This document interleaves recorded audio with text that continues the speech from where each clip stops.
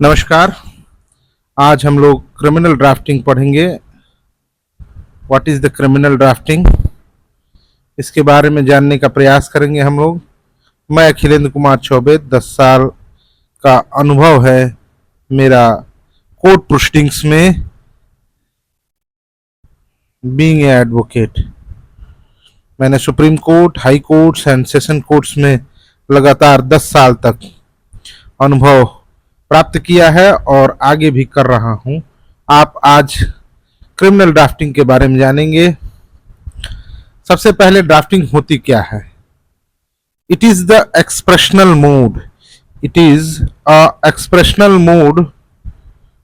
इसको हम एक्सप्रेशन करने के लिए, एक्सप्रेस करने के लिए, व्यक्त करने के लिए एक माध्यम है ड्राफ्टिंग या लेखन। लेखन जो है, आप अपने भाव को प्रस्तुत करने का माध्यम है। इसके बिना आप अपने भाव को, अपने शब्दों को, अपनी व्यवस्था को प्रस्तुत नहीं कर सकते हैं। तो यह एक माध्यम है। इसे अगर हम एक शब्द में परिभाषित करने का कोशिश किया जाए, एक शब्द में परिभाषित करने के लिए कोशिश किया जाए, तो वह कहा जा सकता है प्रस्तुतिकरण।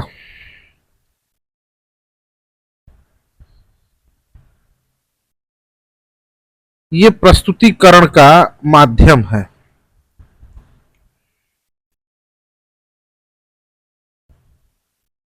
इसी के माध्यम से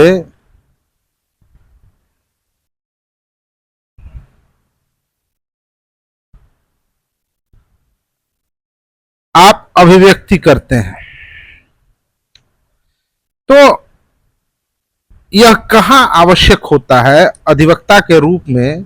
एक अधिवक्ता के रूप में यह कहाँ आवश्यक हो जाता है कि आप बतौर अधिवक्ता इसका प्रयोग कर सकें? तो बतौर अधिवक्ता इसका प्रयोग जो है, हम लोग न्यायालयों में और विभिन्न फोरम्स, माध्यम, स्थान, प्लेटफॉर्म्स, जहां हम लोग एप्लीकेशंस और वाद लिखने का काम करते हैं। अधिवक्ता का वेपन जो है, हथियार जो है, शस्त्र जो है, शस्त्र क्या है? वह ड्राफ्टिंग है, लेखन है। लेखन की महत्वता जो है, इंपॉर्टेंस जो है, क्या है, इसके बारे में भी हम लोग जानेंगे कि लेखन का कोर्ट पे प्रभाव क्या पड़ता है और यह महत्वपूर्ण कितना है आपके लिए। ठीक है। लेखन शास्त्र जो है एक बहुत ही इंपॉर्टेंट एक्ट है आपकी। देखिए, आप का लेखन जितना मजबूत और शानदार होगा, मजबूत किस कॉन्टेक्स्ट में? शब्दावली, शब्दावली होनी चाहिए अच्छी, और लॉज, नियम प्लस नियम गत हो और कानूनी शब्द हो, उसमें का प्रयोग हो। तो आप प्रभावशाली इंपैक्ट जो है, प्रभावशाली जो है,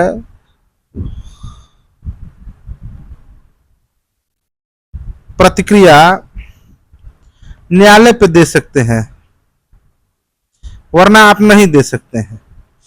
इसलिए लेखन का बहुत ही महत्व है क्रिमिनल प्रैक्टिस में। अब कितने टाइप की क्रिमिनल ड्राफ्टिंग होती है?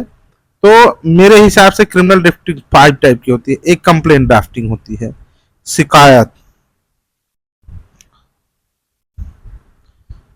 ठीक बात। एक सामान्य एप्लीकेशन, प्रार्थना पत्र। सामान्य प्रार्थना पत्र कैसे होते हैं और स्पेसिफिक एप्लीकेशन कैसे होते हैं, इसमें बहुत ही फर्क होता है। विशेष एप्लीकेशन, विशेष एप्लीकेशंस में जैसे बेल,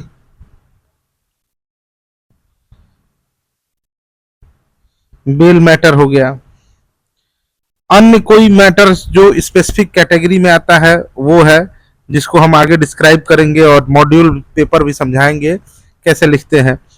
इन्वेस्टिगेशन ड्राफ्टिंग, जैसे आपको सीसीटीवी प्रिजर्व कराना है, ऐसे ऐसे या किसी विशेष सबूत को,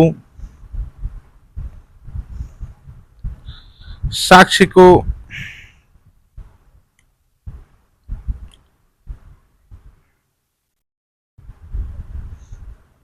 साक्ष्य को न्यायालय में शामिल कराना है। अरे विवेचना में, विवेचना में वह वह तथ्य जो है किस तरीके से प्रदर्शित किया जाएगा, उसके लिए ये प्रक्रिया है। एक आउट ऑफ कोर्ट ड्राफ्टिंग होती है। जैसे आउट ऑफ कोर्ट एप्लीकेशंस क्या होते हैं, आप एसपी को, डीएम को, पुलिस स्टेशन में जैसे एफआईआर आप लिख के देते हैं, ठीक है। प्री लिटिगेशन स्टेज पे कोई एप्लीकेशन आप अथॉरिटीज के पास, मतलब इनके पास कहीं देते हैं। आप कोई साक्ष्य बताते हैं, जैसे आप अपना रिटन स्टेटमेंट देते हैं इन्वेस्टिगेशन में,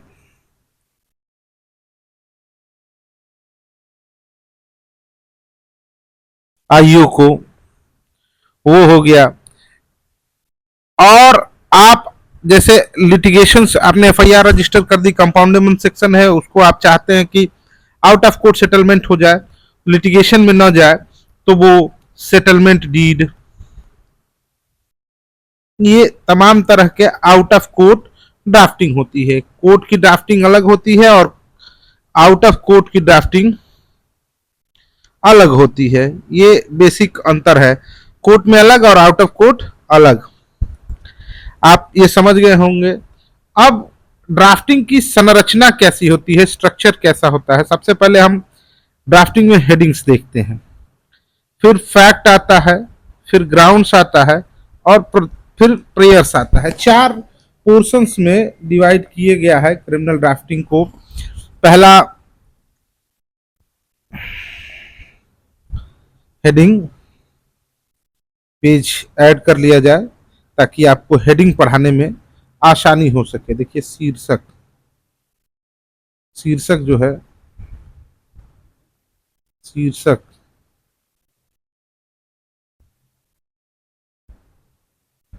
हेडिंग कहते हैं। अब जैसे आप हेडिंग बना रहे हैं, इन द कोर्ट,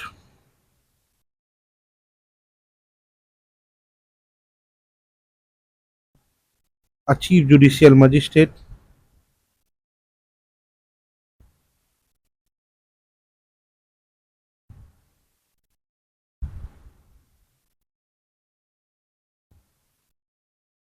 बलिया, ठीक। हिंदी में इसे लिखते हैं न्यायालय, श्रीमान मुख्य दंडाधिकारी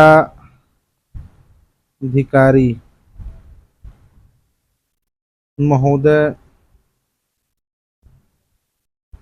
बलिया। ऑनरेबल यहाँ यहाँ नहीं जोड़ा जाता है। ऑनरेबल जो होता है, ऑनरेबल हाई कोर्ट्स के ड्राफ्टिंग्स में ऑनरेबल जोड़ा जाता है, ऑनरेबल यहाँ नहीं जोड़ा जाता है। यहाँ आप द जोड़ सकते हैं, the chief judicial magistrate.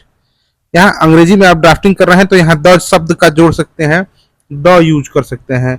In the court of the chief judicial magistrate, या फिर लर्नेड शब्द का सबसे पर्टिकुलर बहुत बढ़िया शानदार अगर शब्द कहा जाए तो लर्नेड यूज करना अच्छा होता है। मैं एक बार ठीक से इसको लिख देता हूं ताकि आपको स्पष्ट रहे। In the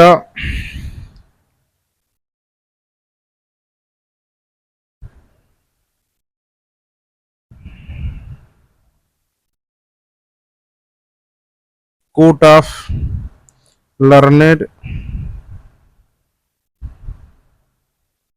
chief judicial magistrate Ballia. समझ गए? ये आपका संबोधन हो गया प्राइमरली। अब शीर्षक में भी इसको कैसे लिखा जाता है ये है। अब इसके बाद हम लिखते हैं यहां वाद संख्या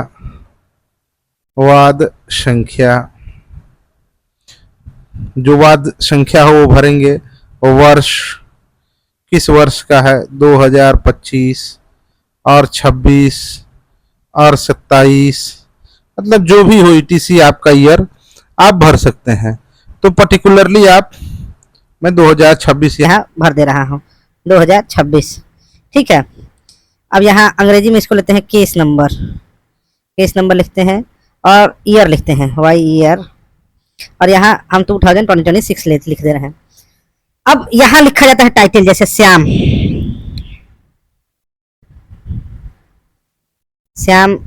सिंह। अब इसमें जैसे स्टेट पार्टी होती है तो स्टेट रहेगी, तो ये पर्टिकुलर यहाँ लिखा जाएगा स्टेट।